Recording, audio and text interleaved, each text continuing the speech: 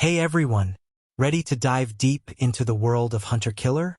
Released on October 26, 2018, this film has sparked endless discussions, and today, we're uncovering every thrilling detail. If you enjoy this deep dive, don't forget to hit that like button. It really helps us grow. And for more incredible movie explorations and hidden gems, subscribe to the channel. Now, let's unravel the magic behind this cinematic masterpiece. The movie opens in the icy waters of the Barents Sea, where a U.S. Navy submarine, the USS Tampa Bay, goes dark during a covert mission. The tension is immediate. Without explanation, it vanishes from the radar. As the Pentagon scrambles for answers, a second blow strikes. A Russian submarine also goes missing in the same vicinity. What begins as a standard recon mission suddenly feels like the flickering spark of global conflict. Enter Captain Joe Glass, portrayed by Gerard Butler. Glass isn't your typical top brass commander. He's not Annapolis-trained, and his leadership style isn't born in a classroom. Instead, he's a pragmatic man of action, pulled from a Scottish submarine base and handed command of the USS Arkansas. His mission: investigate the mysterious disappearances and bring back answers. But as Glass and his crew descend into the depths, what they uncover is far more dangerous than a mere accident. Tension builds with precision as the film crosscuts between underwater suspense aboard the Arkansas and high-level command room decisions back in Washington, where Admiral Fisk, played by Common, and NSA operative Jane Norquist, Linda Cardellini, begin to suspect foul play. Their fears are soon confirmed when satellite intel reveals a shocking truth. The Russian president, Zakharin, has been kidnapped in a coup orchestrated by his own defense minister, Admiral Durov. Durov is a cold, calculating military leader ready to ignite war with the United States to claim power. This revelation transforms the mission entirely. No longer just an investigation, Captain Glass is now tasked with an unthinkable objective: navigate undetected into enemy waters, extract the Russian president from a heavily guarded base, and return him safely, all while avoiding full-scale war. It's an impossible task, but the kind of high-stakes gamble that defines the thriller's core. To pull it off, a Navy SEAL team led by the fearless Bill Beeman is inserted into Russian territory. Their covert infiltration plays out like a ticking time bomb, navigating treacherous terrain, eliminating threats, and getting eyes on the imprisoned president. The action is gritty, grounded, and methodical. Every movement is a potential trigger for war. Meanwhile, under the ocean, the Arkansas must remain stealthy. One wrong sonar ping and the mission is over. But the real surprise comes when Glass, in a move no American commander has ever attempted, chooses to collaborate with a Russian submarine captain, Captain Andropov, portrayed by the late Michael Nyqvist in one of his final and most commanding performances. Andropov agrees to help the Americans navigate the treacherous underwater path to the Russian naval base, risking his life and reputation for a greater cause. It's a moment of uneasy but powerful alliance, symbolizing that even in the murkiest waters of international politics, humanity can prevail. The climax is a masterclass in tension. As the SEALs storm the compound and rescue Zakharin, the Arkansas prepares to surface dangerously close to Russian forces. Durov, realizing his coup is unraveling, orders all-out retaliation. But in a bold maneuver, Glass brings the Arkansas into visible range of the Russian fleet, directly contacting them and allowing President Zakharin to speak, revealing he is alive and well, and ordering the fleet to stand down. The Russian Navy, loyal to their true leader, complies. War is averted, but the price was high. Not everyone survives. The SEALs suffer losses, and the emotional weight of duty, sacrifice, and trust built between enemies lingers long after the final frame. As the credits roll, we're left with the uneasy truth that peace is fragile, and the world remains one misunderstanding away from disaster. What sets Hunter-Killer apart is its commitment to tension and the nuance of decision-making in the military sphere. It doesn't rely on flashy CGI or non-stop explosions. Instead, it builds suspense through silence, sonar, and the confined spaces of a submarine, echoing classics like The Hunt for Red October. Gerard Butler delivers a restrained, measured performance, leading with calm authority rather than bravado. Gary Oldman's fiery presence as Admiral Donegan adds urgency, balancing Glass's steadiness with explosive energy. The production design, though not backed by the U.S. Navy, feels convincing. The submarine interiors are claustrophobic and realistic. The underwater visuals, though CGI, manage to convey the dread of silent warfare, where a single wrong move could mean death for hundreds. And the real-world themes, rogue military leaders, fragile diplomacy, and the ethical complexity of war, keep the film grounded in relevance. Hunter Killer may not have lit up the box office or won critical acclaim, but for fans of submarine thrillers, it's a gripping ride beneath the waves. It blends action with strategy, character with conviction, and delivers a message that resonates louder than torpedoes. Sometimes, the greatest acts of courage come not from pulling the trigger, but from holding fire. Hunter Killer was released on October 26, 2018, and from the moment it hit theaters, it pulled audiences into the cold, silent world beneath the sea. It's not just another war movie or action thriller. It's something more intense, more strategic, more atmospheric. It's a film that dives deep, literally and figuratively, into the high-stakes tension of modern warfare, diplomacy, and human courage, all set inside the claustrophobic metal shell of a submarine. What makes Hunter Killer so exciting to explore isn't just the explosive moments or military action. It's the suspense. Every scene feels like a ticking clock. Every quiet sonar ping is loaded with danger. This film knows how to use silence as power, and it builds pressure slowly until you're sitting at the edge of your seat. It combines high-tech naval strategy with boots-on-the-ground commando missions and adds a surprising emotional layer that most action films miss. And even though it's set mostly underwater or inside military control rooms, the pacing never drags. Keeps moving, keeps tightening, like a noose pulling in around the characters. From the start, the film wastes no time throwing us into trouble. A U.S. submarine, the USS Tampa Bay, goes missing in Russian waters during what was supposed to be a routine mission. At the same time, a Russian submarine also disappears in the same area. The U.S. Navy quickly realizes that something more serious is happening, and if it's not handled the right way, it could lead to World War III.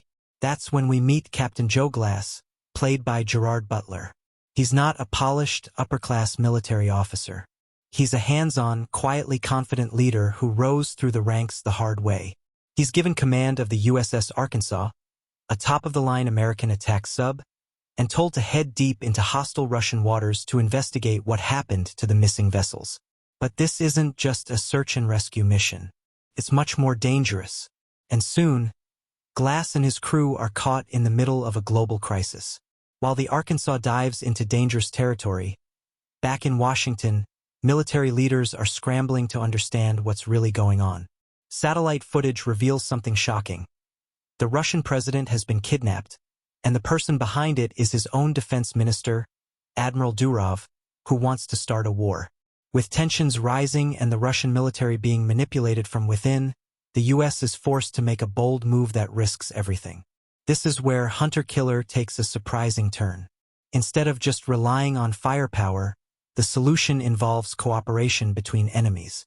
The U.S. sends a Navy SEAL team to infiltrate the Russian naval base where the president is being held. At the same time, Glass makes a daring decision. He teams up with a Russian submarine captain, played by the late Michael Nyqvist, to navigate through the mine-filled waters and help prevent war. What follows is a layered, suspense-filled mission that mixes underwater battles, ground-level action, political games, and emotional tension. You feel every choice. Every second counts. There's no clear right or wrong, only the hope of doing the right thing before time runs out. The film doesn't just show war. It explores what it means to make peace under impossible conditions. What makes this film so special isn't just the plot. It's the way everything is pulled together. The direction by Donovan Marsh keeps things tight and focused. The submarine sequences are filled with atmosphere. They're dark, cold, and tense. You can almost feel the pressure of the ocean outside and the weight of the decisions being made inside. The visuals, while heavy on CGI in some places, are effective enough to keep you pulled into the environment. There's no flashy, over-the-top style here. It's gritty, tight, and grounded. The performances also add depth. Gerard Butler plays Captain Glass with calm strength. He's not a loud action hero, he's a thinker. Someone who listens, who weighs risks, and who acts carefully but decisively. This makes him stand out in a genre where many characters tend to solve everything with brute force. Butler brings a real-world sensibility to the role. He feels like a leader you'd trust in a real crisis. Then there's Michael Nyqvist, whose role as the Russian captain is one of the film's most emotional highlights. This was one of his final roles before his passing, and he brings a strong, quiet dignity to the screen. The unlikely friendship between his character and Glass becomes a powerful symbol. Two men from opposite sides, risking everything not to fight, but to stop others from making terrible mistakes. It's one of the film's best elements and adds emotional weight that lingers. Gary Oldman, though in a smaller role, brings his usual fire and intensity as Admiral Donegan, pushing for immediate action back in the U.S. Pentagon. He's the face of pressure, the guy who's ready to launch missiles if things go sideways. His scenes add a level of urgency that balances the quiet tension happening under the sea. The action scenes are sharp and effective. When the Navy SEALs are on the ground, the film turns into a tactical thriller. These sequences are filled with night vision stealth, close combat, and careful teamwork. The stakes always feel real. You're never sure who's going to survive. There's just enough chaos to keep things unpredictable, but it never loses its focus. It's controlled chaos, and that makes it even more intense. Now, when it comes to the film's deeper impact, why it became something people still talk about, it all goes back to the idea of communication and trust in the face of war. In a time when so many films show conflict as inevitable, Hunter-Killer chooses to show how close we really are to disaster, and how it only takes a few people making smart, brave choices to stop it. It's not about winning a battle. It's about avoiding one entirely, and doing it with courage, clever strategy, and cooperation. The film hit a nerve culturally because of how close it felt to real-world tensions. The idea of a coup inside Russia, of stolen authority, of a missile strike being only one mistake away. These aren't wild science fiction ideas. They're chillingly possible. That realism is part of what made the film so compelling to audiences. It felt like a scenario that could actually happen, and the solution wasn't a superhero saving the day. It was ordinary people doing extraordinary things under extreme pressure. And even though it wasn't a massive box office hit, the film found a strong audience through streaming and home release. Military fans, submarine movie lovers, and thriller junkies all came together to celebrate what Hunter-Killer did right. It became a kind of hidden gem, underappreciated by critics but loved by those who wanted something more than just loud explosions. It gave viewers strategy, heart, tension, and an inside look at how wars might be fought not just with weapons, but with nerve and brains. In short, Hunter-Killer is a movie worth diving into because it takes you somewhere different.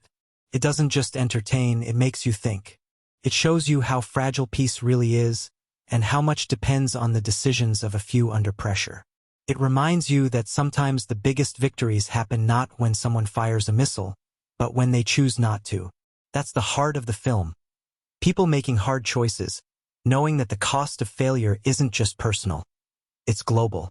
And when a film can make you feel that weight, while still delivering a thrilling ride full of action and suspense, it becomes more than just a movie. It becomes a conversation starter, a reminder, a story that sticks with you.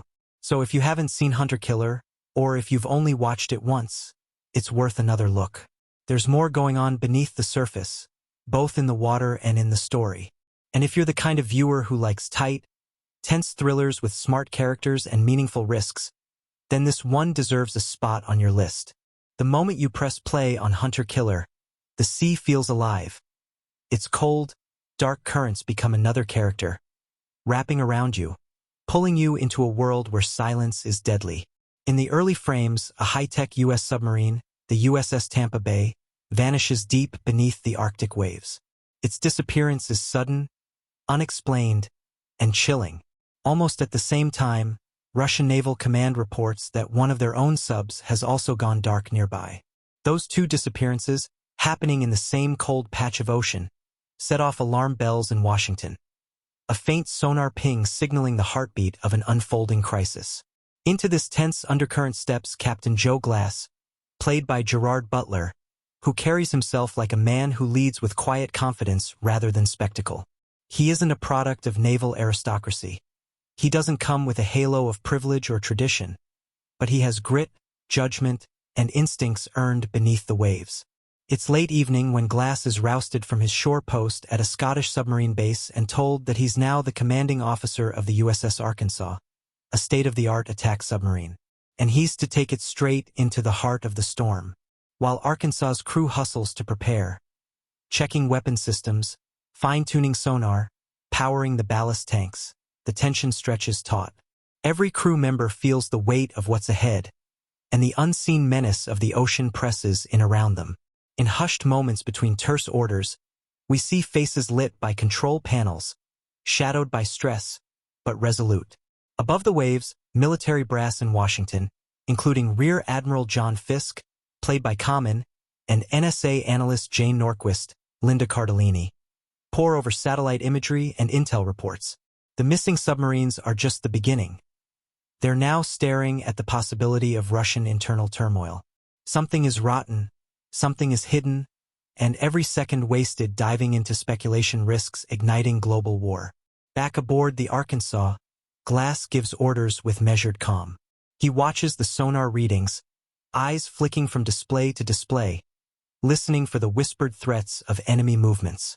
Underwater, a fog of uncertainty envelopes them. The sonar picks up strange echoes, faint metallic creaks, maybe mines, or the silent approach of another sub. Every blip could be a clue or a trap. We get introduced to the crew. The dedicated XO, steady-handed and shrewd. The weapons officer, who loads torpedoes with practiced precision. The nervous sonar technician whose knuckles pale at every ping. These faces, these roles, they're grounded in real danger. They're not extras. They're vital cogs in a deadly clock. Flash to a high-tech command center deep in Russian territory, and tension tightens. We see the Russian president's convoy captured. A coup is playing out in shadow. Admiral Durov, cold and resolute, wears power like a weapon. Rumors swirl that he's orchestrating a takeover, an inside job that could spark conflict beyond the Arctic cold. Here, the spark that could ignite World War III burns in silence. Glass hears the order: investigate and recover. If there's a shot at avoiding war, he must dive in. The Arkansas spills into the depths, its hull creaking under unseen pressure. Every knot of speed, every shift in direction is deliberate, controlled. The air smells faintly of cooling metal and compressed oxygen, reminding everyone that they are boxed inside a man-made fortress, surrounded by crushing water and secrets. Through the periscope, we glimpse the Russian icebreakers cutting through frozen seas, jagged ice plates and dark water sliced by steel. The ocean surface looks innocent from above, like a flat sheen, until you remember what's lurking beneath. The mission becomes a silent ballet in darkness. Meanwhile, Fiske and Norquist learn that the Russian president has indeed been abducted, and worse, that Durov may be behind it. Their tone shifts from analytical to urgent. They scramble to brief the Pentagon. Voices overlap with rising tension, and protocols begin to buckle under pressing necessity. Below the surface, Glass gives calm but urgent command. Keep her quiet. Maintain depth. Every member of the Arkansas crew tightens their grip on their stations. The hum of electrical systems, the hiss of water, the labored breathing. It all blends into a soundtrack of silent dread. A sudden sonar blip shatters the hush. Mines? A Russian patrol? Glass gives the order to scan. The sonar tech calls out coordinates. The torpedo room goes on alert. Each passing second thickens the feeling that they're being watched or walking into a trap. On the control deck, we see Glass stand tall, eyes locked on readings, heart pounding inside his chest but voice low and firm. The crew inches forward. Their survival hinges on patience and precision. Fiske and Norquist's intel grows more alarming.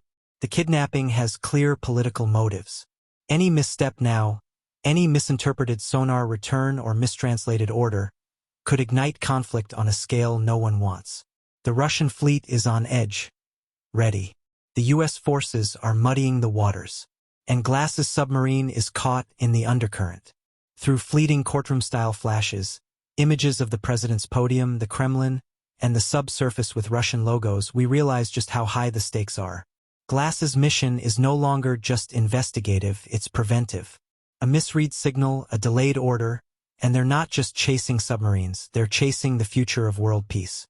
The tension tightens like a spring. Every movement has weight. Every decision is submarine calculus. The Arkansas navigates a labyrinth of mines concealed beneath the surface. Glass orders a slow, steady approach. Torpedoes come to life, their fins unfurling, but standing down for now. The submarine glides forward with quiet determination. Eyes flicker between sonar, periscope, and each other. Will they find debris? Survivors? Hostile ships lying in wait? This is when Hunter-Killer becomes more than a military thriller. It becomes a meditation on timing, instinct, and unseen threats. As the USS Arkansas pushes deeper into Russian waters, the stakes rise like pressure inside the sub's hull. Captain Joe Glass has uncovered the truth. A coup is underway. The Russian president, Zakharin, has been kidnapped by his own defense minister, Admiral Durov, who's now preparing to spark a war between Russia and the United States. A war neither side is ready for, but one that's terrifyingly close. Glass knows that finding the missing US and Russian subs was only the beginning. Now, his mission has become something far more delicate and far more dangerous. He's not just hunting enemy vessels or navigating hostile waters. He's trying to stop World War III. Above the surface, Rear Admiral John Fiske and NSA analyst Jane Norquist scramble in Washington, D.C. They watch the pieces of this political disaster fall into place, helpless to stop them. Diplomacy is failing, and every move has to be done in secret. They make a bold decision. Deploy a Navy SEAL team to infiltrate the Russian naval base and rescue the president. The team, led by the tough and highly trained Lieutenant Bill Beeman, parachutes into freezing terrain near the Russian port of Polyarny.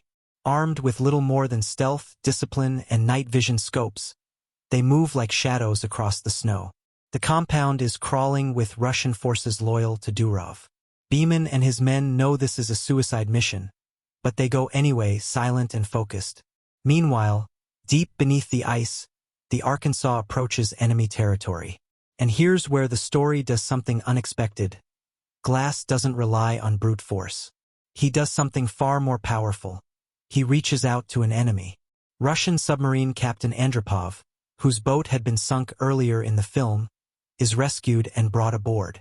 After some tense stares and quiet tests of trust, Andropov agrees to help guide the Arkansas safely through the treacherous underwater minefields that surround the Russian naval base. This alliance is more than just tactical, it's symbolic. Two captains from opposing nations working together to prevent a war neither of them wants. It's quiet, subtle, and tense, but it's also powerful.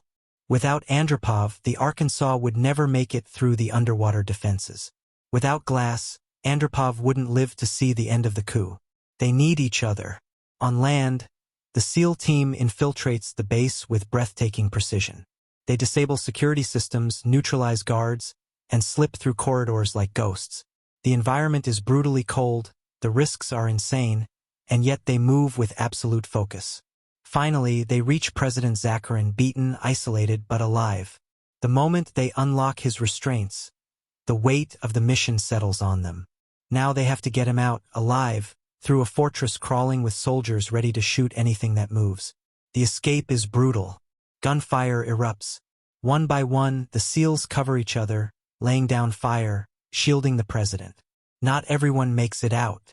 Sacrifices are made. The cost of peace is blood. But the president survives, and now they have to get him aboard the Arkansas. But Durov has already discovered the breach. Furious, he scrambles his fleet. Russian warships begin to close in on the Arkansas, preparing to launch. Durov knows his plan is unraveling, and he's ready to take everyone down with him. This is the breaking point. One wrong move and nuclear weapons will be in play. Glass makes the boldest move yet. As missiles lock onto his submarine, he orders the Arkansas to surface, right in the middle of the Russian naval fleet. It's a direct, dangerous move, one that could be seen as a threat or a cry for help. The tension crackles in the icy air, but Glass is calm, calculated. He knows what's at stake. And then, The voice of President Zakharin echoes across the comms. Speaking to his navy, he confirms he is alive and orders all Russian forces to stand down. In a matter of seconds, everything changes. The fleet hesitates, crews freeze, and finally, one by one, the Russian ships back off. No shots are fired. The ocean is still. War is averted. The relief is enormous. Not just for the characters, but for the audience, too. After all the build-up, all the close calls, and all the quiet tension, peace comes not from dominance, but from trust and courage. Trust between enemies. Courage to disobey madness. Courage to do the right thing. As the Russian president is returned safely, and the American sub begins its long journey home, there's a quiet moment of reflection. Glass looks around at his crew. Men who had no idea they'd be part of history. Men who followed orders, faced fear, and stayed true to their mission. Andropov, the Russian captain who risked everything, stands beside him. There's no celebration, no roaring music, just understanding. What started as a standard military mission turned into something far more human. The final scenes are filled with silent nods, handshakes, and a deep sense of gratitude. No parades, no medals, just the knowledge that they stopped something terrible before it began. The emotional weight is heavier because it doesn't rely on speeches or dramatic music. It relies on faces, on moments. The SEALs lost friends. The crew witnessed near death over and over. Glass shouldered the burden of impossible choices, and every character walks away changed. When the screen fades to black, you're left thinking, not just about what happened, but about how close the world can come to disaster, and how it sometimes takes just a few people, quiet people, brave people, to hold it all together. The second half of Hunter Killer ties everything together beautifully. The missing submarines, the coup, the internal conflict, the American and Russian relationships. It all folds into one clear truth. Survival is not enough. We have to be willing to understand each other, even when the world says otherwise. Every choice Glass made reflected that belief, and it's why the mission succeeded. The pacing never lets up, but it also doesn't rush. Every twist lands with weight. Every moment feels like it matters. Whether it's the precision of the SEALs, the silent courage of the submarine crew, or the decision to trust an enemy captain, the movie builds toward a climax that's more than just action. It's resolution with meaning. And that's what makes Hunter Killer so satisfying. Could have ended in a sea battle. Could have gone loud, flashy, over the top. But it didn't. It chose to end on a note of strength through restraint, tension through silence, power through diplomacy. As the credits roll, you realize you weren't just watching explosions and missions. You were watching a story about leadership, about trust, about how close we live to chaos, and how powerful it is when people choose not to fall into it. At the heart of Hunter Killer isn't just war or diplomacy. It's people. People caught between duty and danger, instinct and strategy, fear and trust. Beneath the submarines, strategies, and explosions lies a story driven by characters whose choices, values, and quiet strength make the difference between global disaster and fragile peace. Captain Joe Glass isn't introduced like a traditional hero. There's no sweeping entrance, no dramatic music.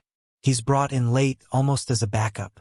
Yet from the moment he takes command of the USS Arkansas, it's clear he's not just a replacement. He's the calm in the storm. Glass doesn't carry himself with arrogance or dominance. He leads by listening. He watches more than he speaks, but when he gives an order, people move. There's a quiet weight behind his voice, one earned through years of experience, not medals. Played by Gerard Butler, Glass becomes the emotional and moral center of the story. Butler's performance is restrained yet magnetic. You can see the burden in his eyes, the constant calculations running behind every look. He brings out the side of a commander we rarely see in action films. A man driven not by victory, but by preservation. He wants to save lives, not take them. He values strategy over aggression. And it's that mindset that shapes every decision he makes throughout the mission. What makes Glass so compelling is that he's not perfect. He's aware of the odds, the risks, and the fact that he might not make it back. But when he chooses to trust a Russian submarine captain, Captain Andropov, a man who moments ago was technically an enemy. He shows us something powerful. Leadership isn't about being right all the time. It's about knowing when to take the right kind of risk. Butler plays Glass with humanity, vulnerability, and quiet courage, making him unforgettable not because of what he says, but because of what he does when it matters. And then there's Captain Andropov, played with profound grace by the late Michael Nyqvist. Andropov starts as a man surrounded by death, his submarine destroyed, his crew gone, and now a prisoner aboard an American vessel. But what unfolds is one of the film's most moving arcs. Andropov doesn't trust easily, and why should he? He's been raised to see these men as his enemies. Yet as he observes Glass, something shifts. He sees not a warmonger, but a leader, a man who values human life. That moment of recognition, unspoken, almost still, is where his transformation begins. Nyqvist plays Andropov with subtle dignity. He's a man of duty, of tradition, but not of blind loyalty. His arc is about letting go of suspicion, of choosing cooperation over conflict. When he guides the Arkansas through the minefield, you can feel the weight of that trust. His quiet bravery doesn't scream for attention. It whispers, and the impact echoes. The respect between Andropov and Glass grows not out of alliance, but out of mutual understanding. It's this bond, this unlikely brotherhood, that becomes the soul of the film. Above the surface, pressure brews in a different way. Rear Admiral John Fisk, played by Common, embodies the balance between loyalty and duty. He's stationed in Washington, in a world of suits, politics, and red tape. But he isn't just a voice on a headset. He's a man fighting for space to act, to support Glass's risky mission, to push back against leaders who see war as inevitable. Common plays him with steady urgency. You believe that Fisk has seen enough to know when protocol needs to bend. His struggle isn't physical but moral. How do you protect your country without feeding into fear? His scenes with NSA advisor Jane Norquist are tight with tension. They aren't soldiers, but their choices carry battlefield weight. Jane Norquist, portrayed by Linda Cardellini, may not be in a command position, but she plays a crucial role in deciphering the intelligence that reveals the coup. She's sharp, intuitive, and sees the full picture faster than most. Her presence brings intellect and clarity into a military-dominated setting. Norquist doesn't shout or grandstand. She offers solutions, insights, and warnings with conviction. Her dynamic with Fisk becomes a backbone of the film's surface world plot. Together, they keep the narrative grounded in both strategy and realism. And then we have Admiral Charles Donegan, played with fiery intensity by Gary Oldman. Donegan is the kind of character who stands in sharp contrast to Glass. He's quick to act, driven by instinct and national pride. His role isn't that of a villain, but of a warning.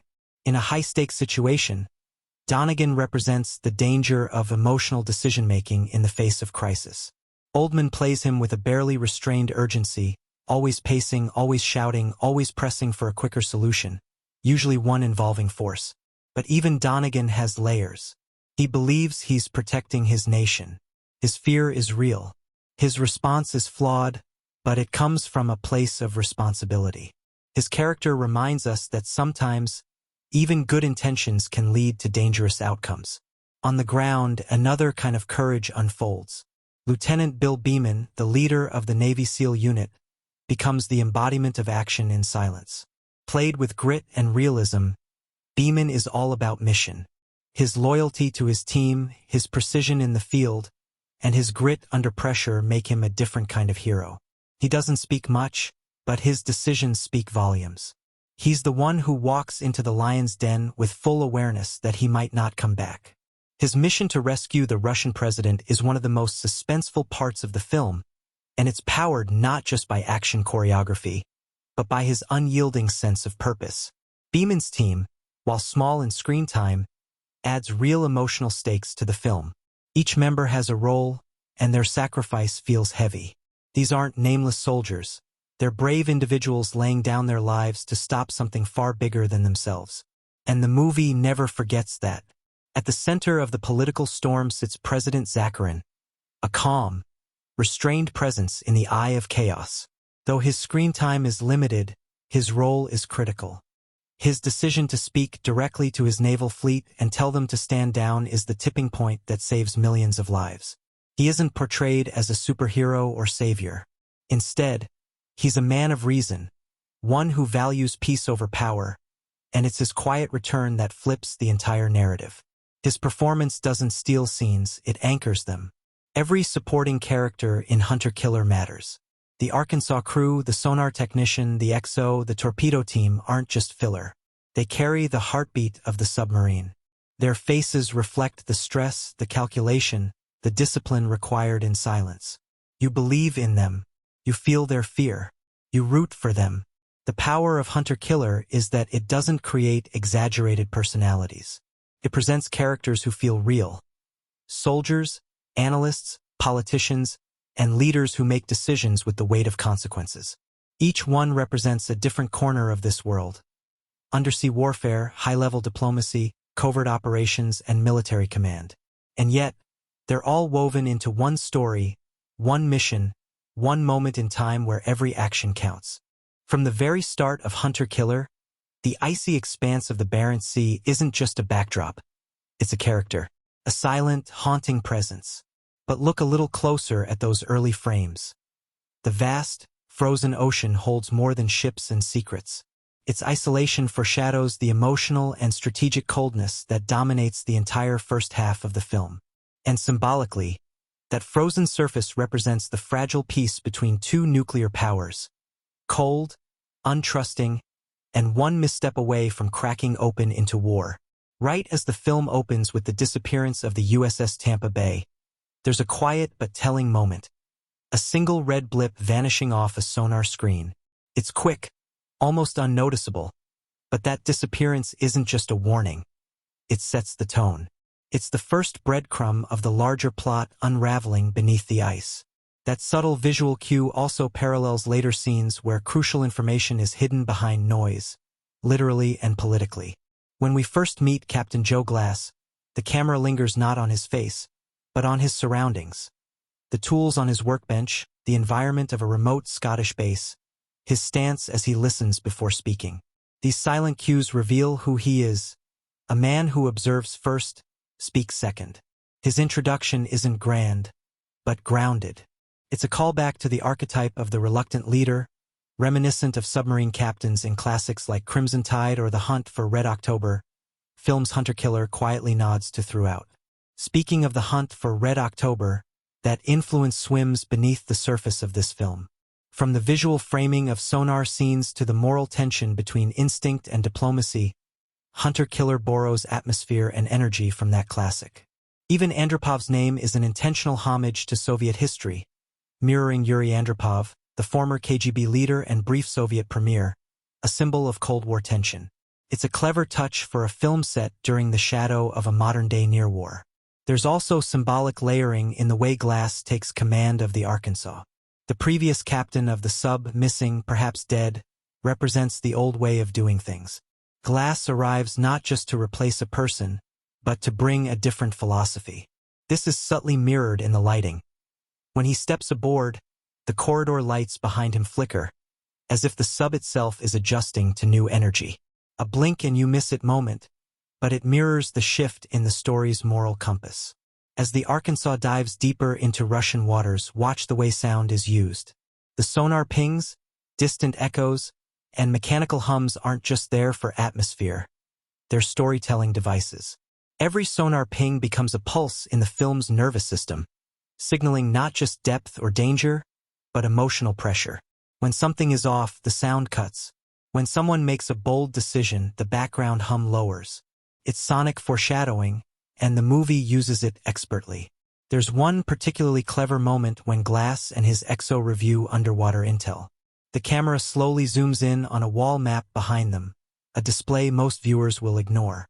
But pause there, and you'll spot that the plotted Russian naval routes actually trace back to real-world military drill patterns held during heightened tensions in the Arctic. The filmmakers rooted the story in modern geopolitics without ever waving a flag about it. It's an Easter egg for those paying close attention to the geography of real-world strategy. And then there's Captain Andropov, a character layered in symbolism from the moment he appears. His arc doesn't just represent the enemy-turned-ally trope. Look at his uniform in the first scene. Crisp, pressed, flawless. But when he later agrees to help Glass, his clothes are wrinkled, blood-stained, his captain's pins slightly crooked. That physical transformation reflects an internal one. His pride shifts from appearance to action, from control to sacrifice. The movie doesn't explain it, you simply see it if you're watching. One of the film's best examples of foreshadowing comes during the minefield navigation scene. Earlier in the film, Glass tells a junior officer to listen harder than you think you need to. At the time, it sounds like standard training advice. But later, that same officer is the one who catches the faint mechanical whir of a hidden mine's activation, preventing catastrophe. The callback is subtle but deeply satisfying. It's a reminder that every line, every lesson, carries weight in this world. In the Pentagon scenes, a set of background monitors often displays intelligence reports and topographic maps.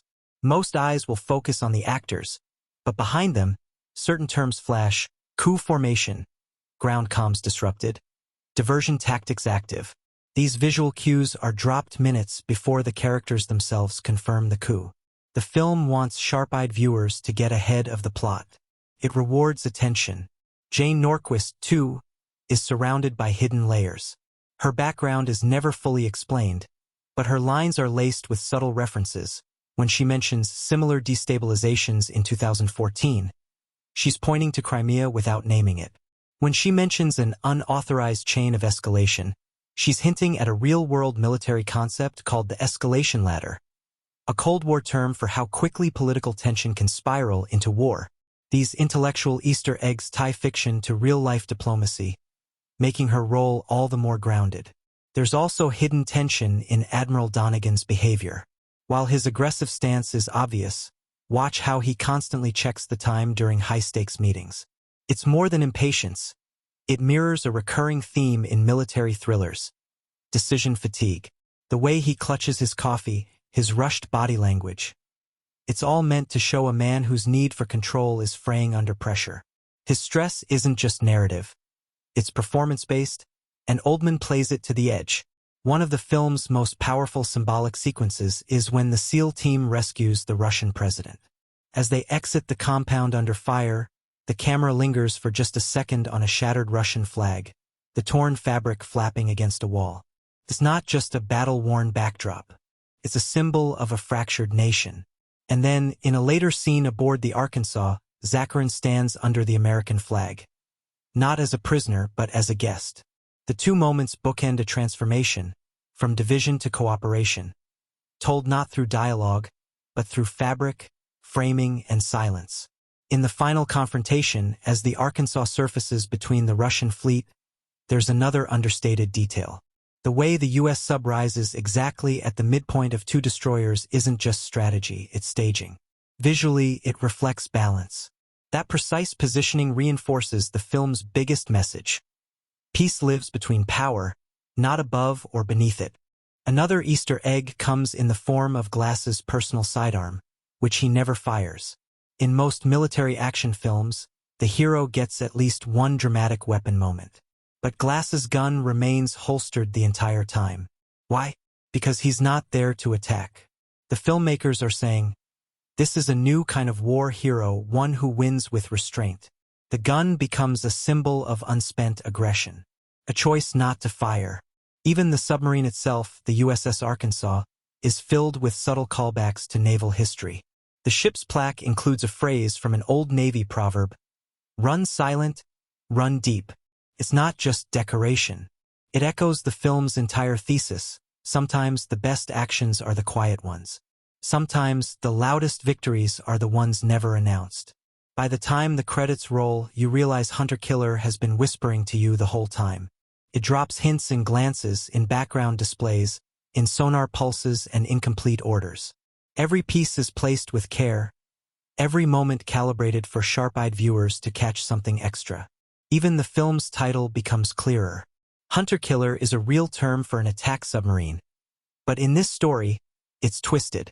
Glass isn't hunting to kill. He's hunting to prevent killing. The title is almost ironic, flipped by the arc of the characters. This isn't a movie that throws its messages at you. It hides them in shadows, in light, in sound, and in silence. The Easter eggs aren't just cinematic winks. They're narrative threads that make each rewatch more rewarding. You notice a glance between characters that hints at a shift in trust. You see a subtle map that spoils a twist before it's spoken. You hear a phrase repeated just once, but it sticks. Before a single frame was shot, Hunter-Killer was already in rough waters. Based on the novel Firing Point by Don Keith and George Wallace, the project was stuck in development hell for years. Studios hesitated to greenlight a big-budget submarine film in a post-Cold War cinema climate where geopolitical thrillers had fallen out of fashion. It wasn't until producers approached Gerard Butler with the role of Joe Glass that the film finally started gaining traction. Butler, intrigued by the idea of playing a cerebral, reluctant commander rather than an action-heavy role, became the spark that finally set the engines running.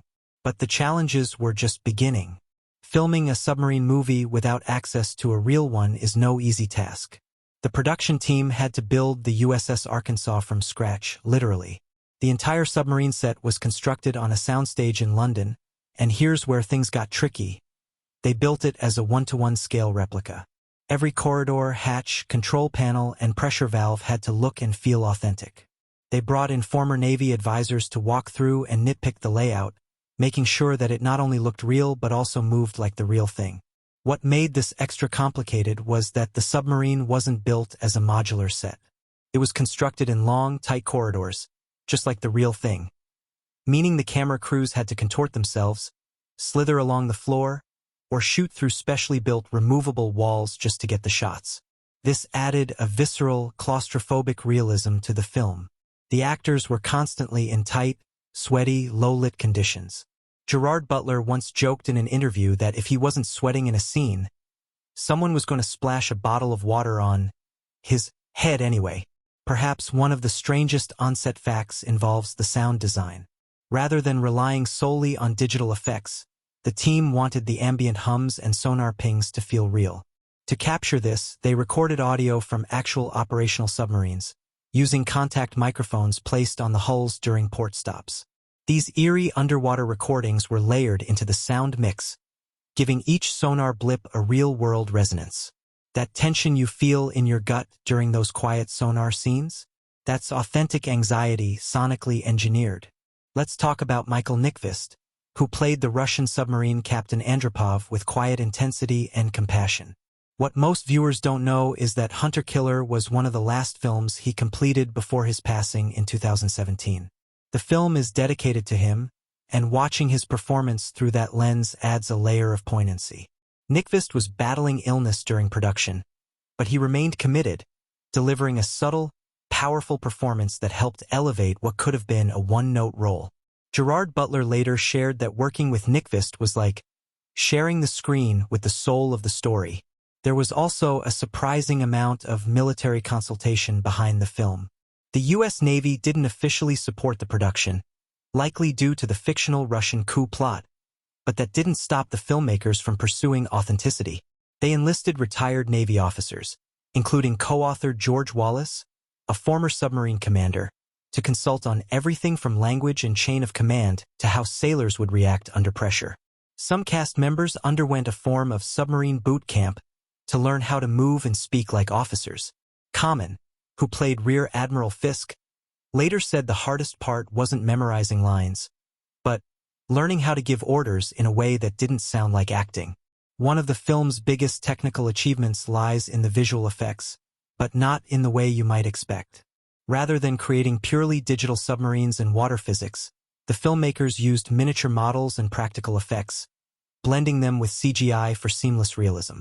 In a world dominated by green screen blockbusters, this old-school technique gave the underwater sequences a strange, grounded believability. You feel the weight of the steel. You feel the drag of the current. The detail is so precise that some viewers assumed the scenes were shot with access to real submarines in naval facilities. They weren't, just brilliant craftsmanship. There's also an eerie and almost prophetic element to the plot. The story centers around an inside coup in Russia, with military hardliners threatening to override civilian leadership and spark a global conflict. While purely fictional, elements of the story reflect real geopolitical fears and echo real events that followed years after the book was written. That undercurrent of realism is intentional. The filmmakers wanted the story to feel plausible, not sci-fi, but just barely ahead of its time. And for some, that made the film all the more unsettling. Now, let's take a peek at Gerard Butler himself. Known for action-heavy roles in 300 and Olympus Has Fallen, Butler trained differently for this role. Rather than focusing on physical conditioning, he spent time studying leadership, reading accounts from real submarine commanders, understanding how calm under pressure defines life or death. On set, he stayed in character as much as possible. There's a story from a crew member who watched Butler walk the submarine set alone between takes, reciting lines in a whisper, not rehearsing, but living the tension his character had to carry. Butler also served as a producer, and his fingerprints are all over the tone of the movie. He fought to keep the film grounded and focused on tension, rather than turning it into another action spectacle. Some early drafts had more explosions, more chases, and even a helicopter gunfight. Butler reportedly argued, "This isn't about war, it's about stopping one." That creative choice may have limited box office appeal, but preserved the film's identity.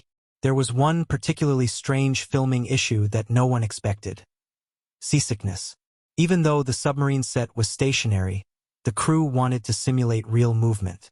To do that, they subtly shook the set, used tilting rigs, and adjusted the lighting to mimic flickering underwater conditions. The result? Several extras and even a few actors got queasy during long takes.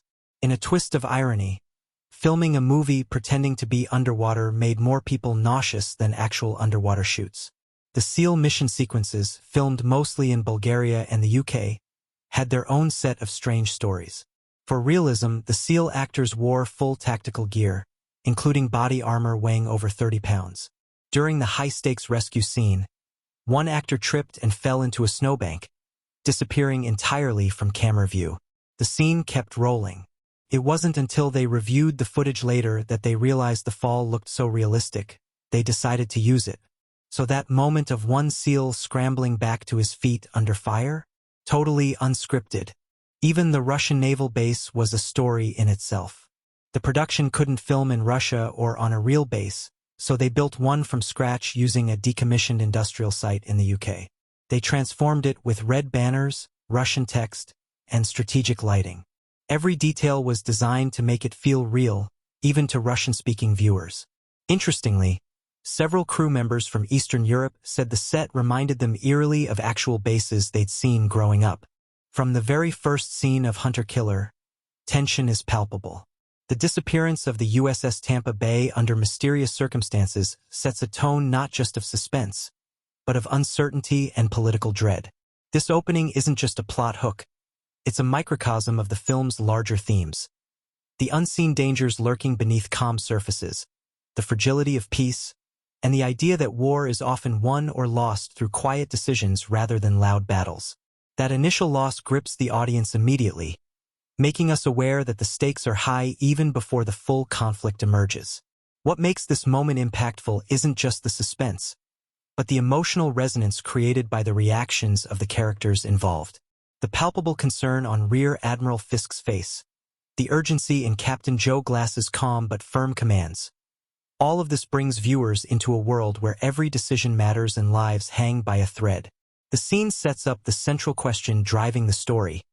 Can calm, calculated leadership prevent disaster in a world teetering on the edge of war? As the story unfolds, one of the film's most unforgettable moments comes early in the first half. Captain Glass taking command of the Arkansas. This scene is more than a routine military transfer of authority. It's a turning point that highlights Glass's character, his quiet strength, his sense of responsibility, and the isolation inherent in command. The way the film frames this moment, with tight shots of Glass's focused face, the somber crew awaiting orders, and the dimly lit submarine corridors, creates a sense of claustrophobic intensity. This scene embodies the theme of duty under pressure, making the audience feel the weight Glass carries. Moreover, this scene's pacing contrasts with the rapid action later in the film, emphasizing the slow, careful buildup of tension that makes the thriller effective. It's a masterclass in how a seemingly routine military protocol can become emotionally charged when framed through the lens of leadership and looming danger. Another critical moment brimming with emotional depth is the interaction between Glass and Russian Captain Andropov. Their dialogue is restrained but loaded with subtext, representing a bridge between two opposing worlds. Their mutual respect, despite the overarching conflict, injects humanity into the geopolitical chess game. This quiet camaraderie challenges viewers' preconceptions about enemies in war films, reminding us that shared values like honor and duty transcend borders. What makes their interactions especially poignant is the performances of Gerard Butler and Michael Nyqvist. Butler's restrained intensity matches Nyqvist's calm gravitas, creating a powerful dynamic that grounds the film's high-stakes narrative in real human connection. The scenes between these two captains are quiet yet electrifying, showing how leadership and integrity are universal. One of the film's key emotional peaks occurs during the underwater minefield sequence.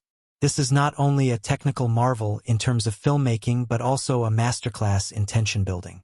The entire scene unfolds with minimal dialogue, relying heavily on sound design. The low, ominous pings of sonar, the creaks and groans of the submarine hull, the heavy breathing of the crew. This soundscape immerses the audience in the oppressive environment of deep-sea warfare. The emotional weight of this moment is heightened by the visual storytelling. The cramped spaces, the tight angles, and the flickering lights all serve to communicate the constant threat of disaster. The scene's pacing, slow and deliberate, forces viewers to live through the suspense with the crew, creating an almost visceral anxiety.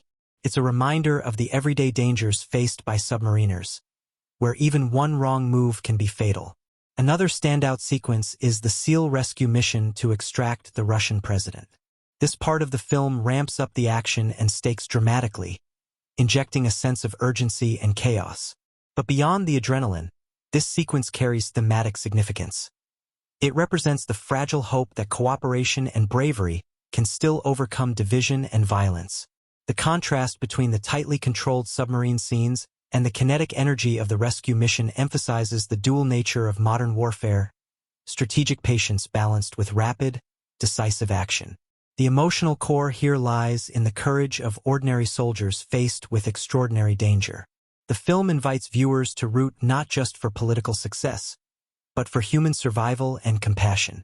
The climactic moment when the Arkansas surfaces between Russian and American fleets is loaded with symbolism.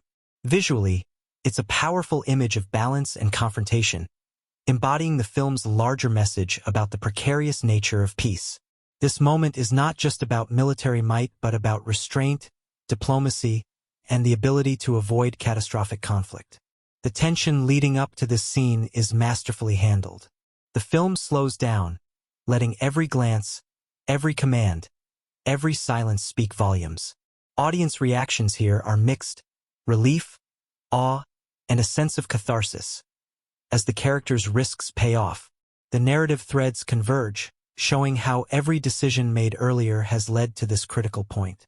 It's a reminder that in war, sometimes the bravest act is the one that stops the fighting.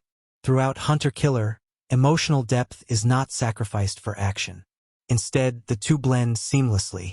Moments of high tension are balanced with introspective beats, whether it's Glass's quiet phone call home, his brief but meaningful exchanges with his crew, or the moments of doubt and resolve on Andropov's face. These human moments elevate the film beyond a typical military thriller. Critics have often pointed to these key moments as the film's strongest assets. The blend of suspenseful set pieces with emotionally grounded characters creates a well-rounded experience. The thematic exploration of leadership, trust, and the fragility of peace resonates beyond the screen, inviting viewers to reflect on the real-world stakes behind military decisions. Furthermore, Hunter-Killer challenges the genre's usual black-and-white portrayal of good versus evil. The characters are complex, their motivations layered. This nuanced storytelling enriches every scene, making key moments more than spectacle. They become reflections on duty, honor, and the human cost of conflict. In sum, the film's most impactful scenes, whether they're silent moments of tension underwater, intense dialogues between leaders, or explosive rescue missions, work together to shape an experience that is thrilling, thoughtful, and emotionally resonant. These moments stay with viewers long after the credits roll, reminding us that beneath every headline about war and diplomacy are real people facing impossible choices. From the moment hunter-killer plunges into its dark underwater world, it's clear the movie is about much more than just military action and geopolitical thrills. Beneath the taut tension and pulse-pounding sequences lies a profound exploration of leadership, trust, and the fragile balance of power, both between nations and within the human heart. This film is as much a meditation on the cost of peace as it is a submarine thriller. At its core, Hunter-Killer wrestles with the theme of responsibility, how individuals carry the weight of decisions that can ripple across the globe. Captain Joe Glass embodies this in every frame, a man who steps into command not because he seeks glory, but because he understands that leadership is a burden, often lonely and fraught with impossible choices. The submarine itself is a perfect metaphor for this responsibility. Confined, pressurized, isolated, yet the very vessel on which fate depends. The dark, narrow corridors echo the tightrope walked by those in command, where a single misstep could mean disaster. This theme extends beyond Glass to other characters, such as Rear Admiral Fisk and Captain Andropov. Each grapples with the tension between duty and morality. Their actions are framed not as black and white choices, but as complex calculations shaped by loyalty, fear, and hope. The movie refuses to paint its figures in stark heroism or villainy. Instead, it invites viewers to recognize the messy humanity behind military power. Closely tied to responsibility is the film's exploration of trust, a fragile commodity in the shadowy world of espionage, diplomacy, and warfare. Glass and Andropov's uneasy alliance forms the emotional backbone of the story, a rare flicker of mutual understanding across geopolitical divides. This connection highlights the idea that even amid suspicion and conflict, trust is possible, and often essential, to prevent catastrophe. Their relationship serves as a symbolic bridge between opposing worlds, reminding audiences that enemies aren't always the caricatures found in typical war movies.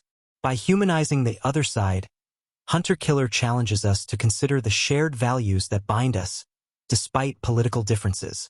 This theme resonates deeply in today's fractured global landscape, where dialogue and empathy often feel in short supply.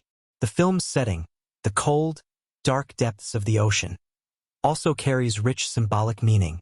The submarine's journey mirrors a descent into the unknown, beneath the surface of political facades and public posturing. The ocean represents the unseen forces shaping global events, where danger lurks in silence and the smallest ripple can trigger a tidal wave. This is a world governed by invisible threats and high-stakes strategy, where visibility is limited and trust is scarce. Additionally, the contrasting visuals of the submarine's claustrophobic interior with the vast, open sea outside symbolize the tension between control and chaos. Inside the sub, everything is orderly, disciplined, and calculated.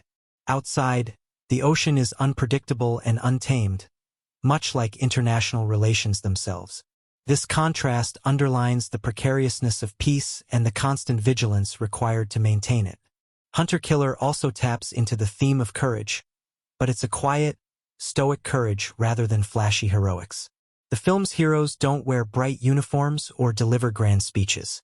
Instead, they show bravery through steadfastness, making tough calls under pressure, maintaining calm in chaos, and trusting their teams. This portrayal honors the often invisible sacrifices made by those in military service, whose courage is measured in patience and perseverance as much as in combat. Beyond individual themes, the movie offers pointed social commentary on the nature of power and conflict in the modern world. It critiques the precarious balance of nuclear deterrence, highlighting how easily miscommunication or rogue factions can escalate tensions toward disaster.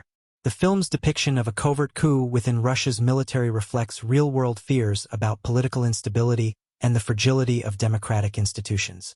This narrative serves as a cautionary tale about the dangers of unchecked militarism and the perils of hardline factions overriding civilian control. It's a reflection on the tension between transparency and secrecy in global politics, and how the stakes are not just strategic but deeply human. Moreover, Hunter-Killer subtly critiques the sometimes cold, bureaucratic nature of military hierarchies. Glass's character stands out as someone who values human connection and moral clarity in a system that often prioritizes orders over ethics. This tension underscores the film's broader message, that true leadership requires balancing duty with conscience. Symbolism runs deeper than just themes. The submarine's name, Arkansas, evokes ideas of strength and resilience, a fitting emblem for a vessel navigating the darkest depths. It also subtly references the heartland of America, perhaps nodding to the idea that true strength often comes from quiet, unassuming places. The underwater mines and sonar pings are more than just tactical elements. They symbolize the unseen dangers lurking beneath political negotiations, the ticking clock of potential catastrophe. Each sonar blip is a heartbeat, a reminder that beneath calm diplomacy, danger constantly stirs. Even the film's color palette, dominated by cold blues, grays, and blacks, visually reinforces its themes. The colors evoke a world stripped of warmth and simplicity, filled with shadows and ambiguity. The dim lighting within the submarine conveys isolation, uncertainty, and the claustrophobic nature of the decisions the characters face. The movie also uses sound design as a symbolic layer. The hum of the engines, the steady sonar rhythm, and the sudden silences all create an atmosphere of constant tension and vigilance. This auditory landscape immerses viewers in the world of submariners, where silence can mean safety or impending disaster. On a broader cultural level, Hunter-Killer taps into post-Cold War anxieties, revisiting the uneasy peace between nuclear powers. While it's a work of fiction, the film feels grounded in real fears about the potential for sudden escalation in a fragile geopolitical landscape. It reminds viewers that the threat of global conflict is never far away, and that vigilance and diplomacy remain vital. The film's humanistic approach to these fears, focusing on individual characters rather than faceless armies, invites empathy and reflection. It asks us to consider the human cost of conflict, the courage it takes to navigate uncertain times, and the power of cooperation over confrontation. In the end, Hunter-Killer is not just an action movie about submarines and secret missions. It's a layered narrative that uses its thriller framework to explore enduring questions about power, trust, and humanity. The symbolism woven through its visuals, sound, and characters deepens the story, transforming it from a simple geopolitical thriller into a meditation on what it means to lead, to trust, and to hope in a world balanced precariously on the edge. From the opening moments of Hunter-Killer, the film's visual style announces itself with purpose. The cinematography embraces a dark, moody palette dominated by cold blues, deep blacks, and muted grays, colors that evoke the cold depths of the ocean and the chilling tension of underwater warfare. This choice is no accident.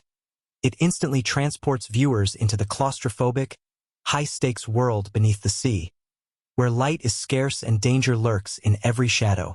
Cinematographer Mike Spruce employs tight framing and close-ups throughout the film to heighten the sense of confinement aboard the USS Arkansas. The submarine's corridors are narrow and winding, and the camera moves carefully through these spaces, often lingering on the characters' faces, capturing subtle shifts in emotion. Tightened jaws, furrowed brows, quick glances that tell stories beyond words. This visual intimacy allows the audience to feel the pressure building in every command decision and silent moment.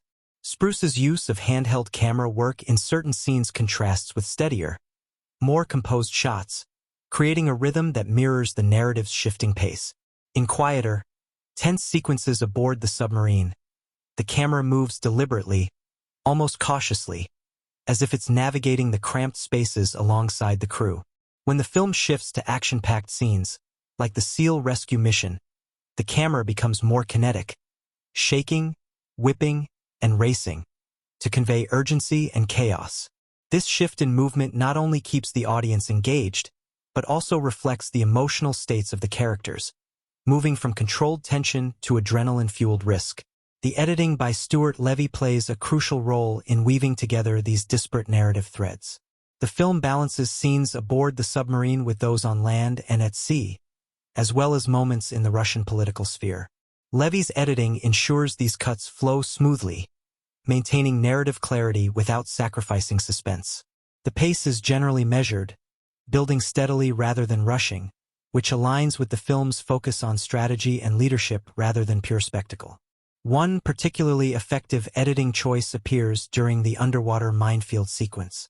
Here, Levy intersperses tight shots of anxious crew members with external shots of the submarine's hull pressing against the mines, each cut heightening the tension. The rhythm slows to almost a heartbeat tempo, forcing viewers to live through every second of danger. This editing mirrors the psychological experience of being trapped under immense pressure, creating empathy for the character's situation. The film's sound design deserves special mention as a masterclass in crafting atmosphere. From the low hum of the submarine's engines to the sharp, echoing sonar pings, sound is used not just to enhance realism, but to shape emotional experience. The soundscape immerses viewers in the underwater world, where silence can be as threatening as noise. The creaking of the submarine hull under pressure, the muffled voices over radios, and the tense breathing of characters all build an aural tapestry that sustains suspense. Particularly striking is how silence is employed as a storytelling tool.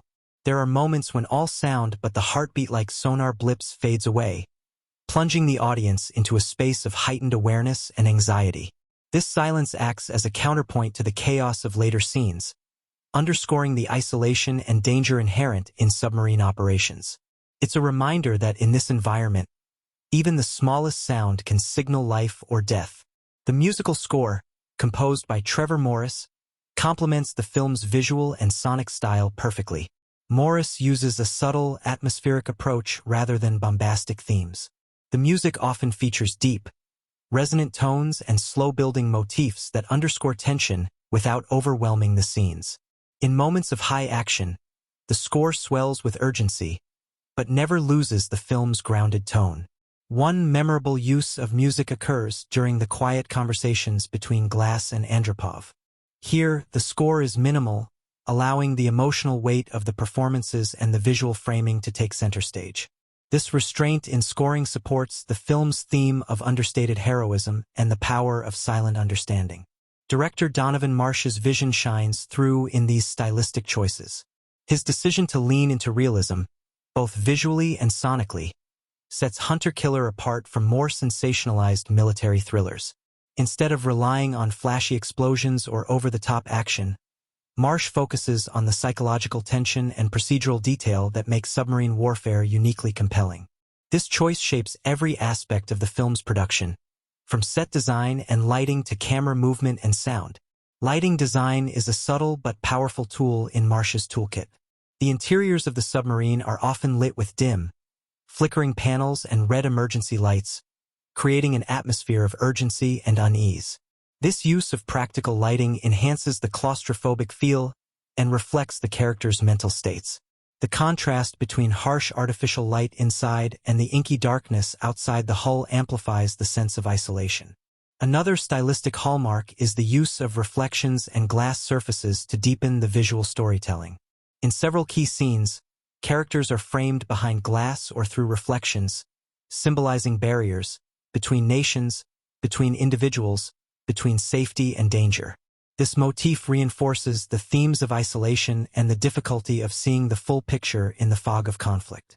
The film's action sequences, while intense, are carefully choreographed to maintain believability. Practical effects and miniature models blend seamlessly with CGI, avoiding the overly slick or cartoonish visuals common in many modern thrillers. This grounded approach makes the danger feel real and immediate, keeping the audience invested in the outcomes. In the rescue mission scenes, the editing and camera work shift to a handheld, more immersive style, putting viewers in the thick of the firefight. Quick cuts, shaky cams, and naturalistic sound create an urgent, visceral experience that contrasts with the methodical pacing of the submarine scenes. This juxtaposition heightens the emotional stakes and underscores the film's dual focus on strategy and human courage.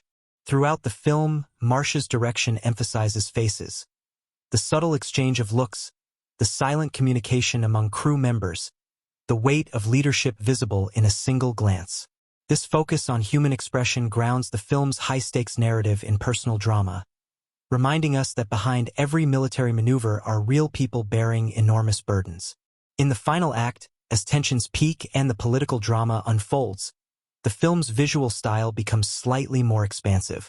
Wider shots show the surface world, naval fleets poised for confrontation, stormy seas reflecting turbulent politics, reminding viewers of the global scale of the conflict.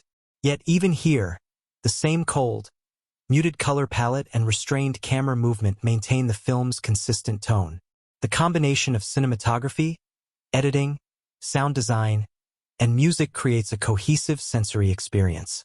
The audience is not just watching events unfold, but feeling the weight of the underwater world's pressure, the ticking clock of political brinkmanship, and the fragile hope of cooperation amid suspicion. Ultimately, Hunter Killer's cinematic techniques serve its story perfectly.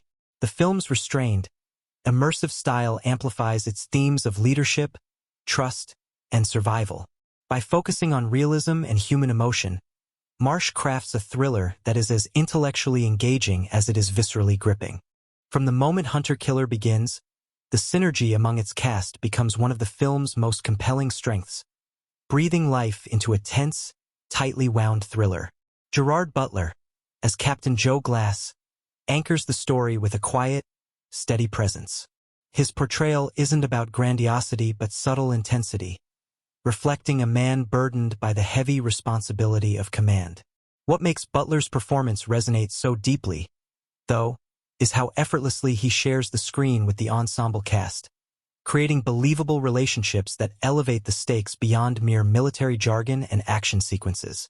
Butler's chemistry with Common, who plays Lieutenant Commander Scott Harris, adds an essential layer of camaraderie and trust to the story. Their interactions crackle with understated tension and mutual respect, embodying the real-world dynamics between seasoned officers who rely on one another in life-or-death scenarios. These moments, whether a quick nod, a brief exchange of dry humor, or a serious tactical discussion, feel lived in and authentic, thanks largely to the actors' off-screen rapport. Behind the scenes, both Butler and Common reportedly bonded quickly, sharing stories and experiences that helped inform their portrayals of military men under pressure. This genuine connection translates on screen, allowing audiences to believe in the tight-knit crew's solidarity. Their respect and trust become a powerful narrative thread, underscoring the film's themes of leadership and teamwork.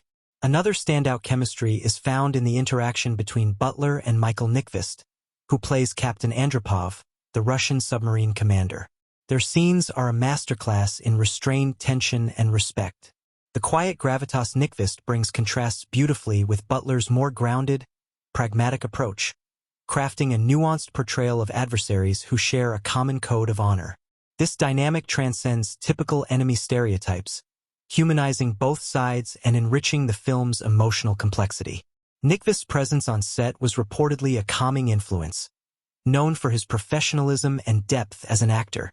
He and Butler spent time discussing their characters' motivations and backstories, which added layers of authenticity to their interactions.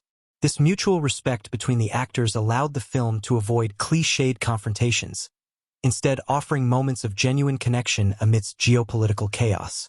Supporting cast members also contributed significantly to the film's dynamic atmosphere.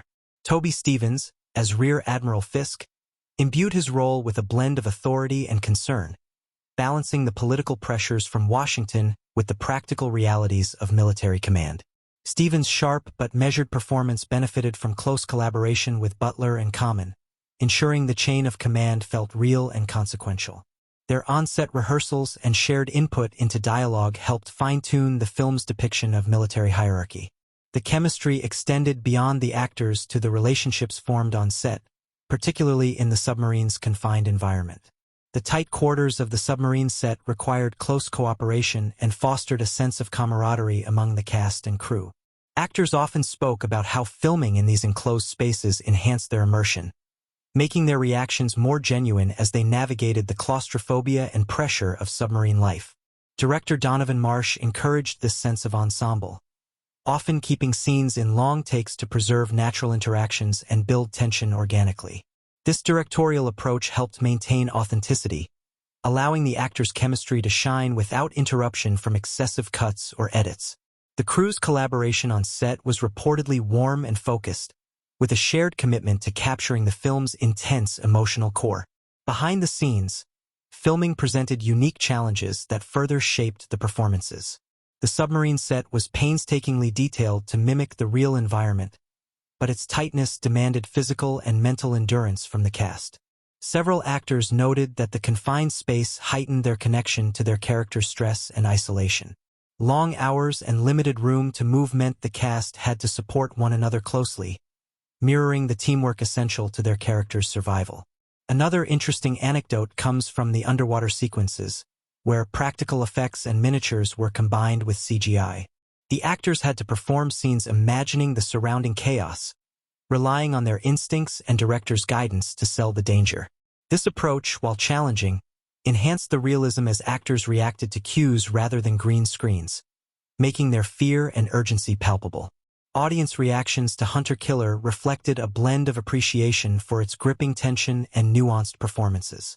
While not universally acclaimed, many viewers praised the film for its grounded approach to the submarine thriller genre, highlighting the cast's chemistry as a standout feature. Fans particularly lauded Butler's portrayal of a leader who is both capable and relatable, and Nyqvist's layered depiction of a complex antagonist. Critics noted the film's balance between action and character-driven drama, with several pointing out how the cast's interactions added emotional weight to the suspenseful plot. The nuanced portrayal of both American and Russian characters was seen as a refreshing departure from typical Cold War-era stereotypes, allowing the film to resonate more deeply in a contemporary geopolitical context. Long-term fan engagement with Hunter Killer has been sustained by this human element. Online forums and fan discussions frequently mention the believable camaraderie among the crew and the tension-filled but respectful exchanges between opposing captains. These conversations show that the chemistry and set dynamics have helped the film carve out a lasting niche among military thriller enthusiasts. Moreover, the film's release sparked interest in the realities of submarine life and military command, with viewers praising the attention to detail in the set design and tactical procedures. This attention to authenticity, combined with strong performances, helped Hunter Killer stand apart from more formulaic entries in the genre. In summary, Hunter Killer thrives not just because of its thrilling plot, but because of the chemistry and dynamics that infuse the performances with credibility and heart. The collaborative spirit on set, the physical challenges of filming in tight spaces, and the actors' mutual respect all converge to create a film where relationships feel real and stakes feel personal. This chemistry carries the story forward, making the geopolitical tension not just a background for action, but a living, breathing world inhabited by individuals whose courage, loyalty, and humanity shine through. Audience engagement, both at release and in years since, testifies to the lasting power of these connections, proving that even in the darkest depths, it is the human element that keeps viewers hooked. When Hunter Killer first surfaced in 2018, it arrived amid a sea of military thrillers, but it carved out a distinct identity, one defined by its grounded storytelling, authentic performances, and immersive depiction of submarine warfare. Over time, the film has grown from a tense, well-crafted action piece into a notable entry that quietly influenced its genre and left a lasting mark on popular culture. Its legacy isn't just about box office numbers or awards. It's about how it reshaped expectations for modern military thrillers and inspired audiences and filmmakers alike to reconsider what a war movie can be. Unlike many action films that rely on explosive spectacle and broad strokes, Hunter Killer dared to dive deep, both literally and figuratively, into the psychological and strategic complexities of undersea conflict. This focus on authenticity over flamboyance raised the bar for realism in naval thrillers. Filmmakers following its release increasingly embraced the idea that tension can be built through atmosphere, character-driven drama, and procedural detail, rather than just flashy set pieces. The ripple effect is visible in subsequent submarine and military films and shows, which often cite Hunter Killer as a touchstone for balancing action with nuance. One of the film's most enduring contributions to the genre is its humanistic portrayal of both sides of the conflict. By eschewing simplistic hero-villain dichotomies, It paved the way for more complex, morally ambiguous stories in military cinema. This shift has encouraged storytellers to explore the gray areas of international conflict, emphasizing shared values, mutual respect, and the heavy burdens of leadership. In this way, Hunter-Killer helped evolve the genre from black-and-white propaganda to something richer and more reflective of modern geopolitics. Culturally, the film arrived at a moment when global tensions felt particularly fraught. Its narrative about rogue military factions and delicate diplomatic balances struck a chord with viewers attuned to real-world uncertainties. The movie's focus on trust, cooperation, and the courage to prevent disaster resonated deeply, making it more than just entertainment. It became a subtle commentary on the importance of dialogue in an increasingly polarized world. While Hunter-Killer did not sweep major awards, its critical reception acknowledged its technical achievements and solid performances, especially Gerard Butler's grounded portrayal of leadership under pressure. The film earned respect for its craftsmanship, particularly in cinematography, sound design, and set realism, elements that contributed to a palpable atmosphere of tension and immersion. These accolades, though modest, signaled a growing appreciation for films that prioritize substance alongside style. Beyond awards, Hunter-Killer achieved several milestones in its niche. It became a favorite among military enthusiasts and submarine aficionados, praised for its attention to detail and respectful depiction of naval operations. The movie sparked renewed interest in submarine culture, inspiring documentaries, books, and discussions about underwater warfare's realities. Its impact thus extended beyond cinema into educational and cultural spheres, broadening public understanding of a rarely seen world. Moreover, the film's success reaffirmed the viability of mid-budget, character-driven action thrillers in an era dominated by franchise blockbusters. It demonstrated that audiences crave well-told, realistic stories that respect their intelligence and emotional investment. This helped encourage studios and filmmakers to invest in similar projects that balance action with depth, contributing to a more diverse cinematic landscape. The legacy of Hunter-Killer also lives on in the continued careers of its cast and crew. Gerard Butler's nuanced turn reinforced his reputation as an actor capable of blending intensity with subtlety, opening doors for more layered roles. Director Donovan Marsh, too, gained recognition for his skillful handling of tension and atmosphere, influencing future projects in the thriller and action genres. Fan engagement remains a testament to the film's lasting significance. Online communities continue to discuss its themes, performances, and technical merits years after its release. Fans celebrate its realistic portrayal of submarine life and appreciate its departure from cliched military tropes. This sustained interest highlights the film's success in forging an emotional connection that endures, proving that thoughtful storytelling leaves a mark long after the credits roll. Ultimately, Hunter-Killer stands as a compelling example of how cinema can blend entertainment with meaningful exploration of leadership, trust, and geopolitical tension. Its legacy is one of quiet influence, shaping the genre, inspiring creators, and engaging audiences in a dialogue about courage and cooperation in uncertain times. As we look back on Hunter-Killer, it's clear that its impact transcends its runtime. It invites viewers to peer beneath the surface, into the unseen depths of both the ocean and the human spirit, reminding us that the greatest battles are often fought in silence and shadow, where resolve and empathy become the true weapons of survival.